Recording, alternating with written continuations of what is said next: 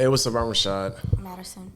Today, Bad Batch, episode number 16, Kamino Lost, the season finale of this show. Been doing all of these, and let's get right into it. Of course, you should have already subscribed a long time ago. Impressions. It was good. It was a good episode. Yeah. To be honest, I was a bit underwhelmed.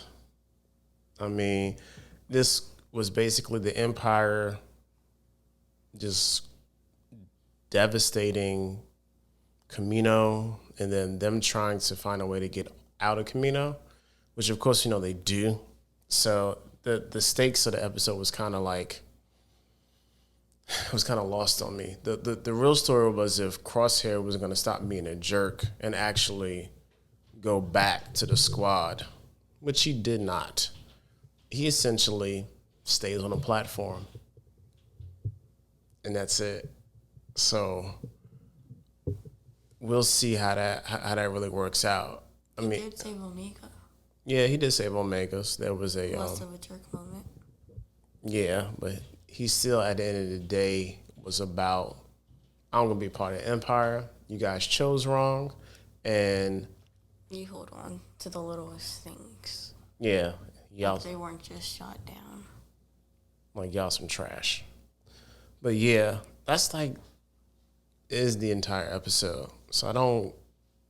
Of course, and at the end we see where Nala Se is basically going to be doing cloning experimentations that ties into Palpatine and Mandalorian with Grogu and Snoke clones and the whole nine. So they're retroactively weaving that narrative into the lore, so to speak. But yeah, because you see the lady has the same patch that the dude has, the Kamino patch that the research scientist has in the Mandalorian. Remember the dude with the glasses? He's like, "Oh no, don't kill me." Yeah, that guy. So they kind of weaving that together. Just overall though, what you think about the series? 3.5 stars out of 5. This is a strong 2.8 for me. I mean, it started off really strong. That season opener episode, they really hooked us with that. And then I think it was episode 6. I like that one. When they were when what's her face? Omega was taken. you talking about when Phoenix Shan showed up? Yeah. Yeah, that was a good episode. So, it did a lot. It was a lot of peaks and valleys. Way too many valleys, not enough peaks. I know they can't have a sustained, we doing crazy stuff every episode. There has to be some episodes. It was half of it was filler episodes. Yeah, there has to be some sort of character development and all that. Understand people motivations and dialogue. I get all that. It just overall, it could have moved a lot swifter. You know what I'm saying? Or we just could have got more action or something. I mean, I feel like there could have been a way to kind of implement the character development with what people do best in the show as we see Omega, catching on and developing and figuring things out on her own, which was the theme of the first half of the season. We saw her really catching on, okay, she's really smart. We get it. That's her quirk.